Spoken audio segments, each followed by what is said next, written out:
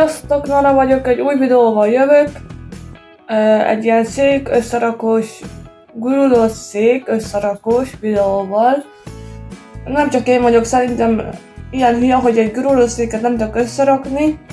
Mármint ilyen szerelés téren gondolom a dolgot, mert senkit nem akarok megbántani.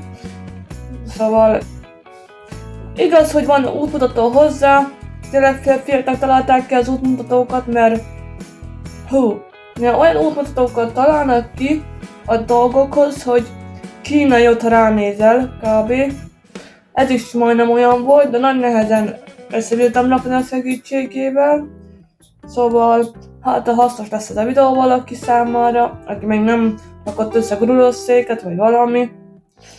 Aztán nem gondoltam, hogy ilyen videó is lesz a csatornám, vagy eljönnek is az ideje, hogy teszek fel egy ilyen videót. De már ha már csináltam és szereltem, akkor gondolkodtam, miért ne? Hát ha jó lesz valamire. Szóval 2023 második napján jövök az úgymondván újévi videóval. Szóval jó szórakozást és sziasztok!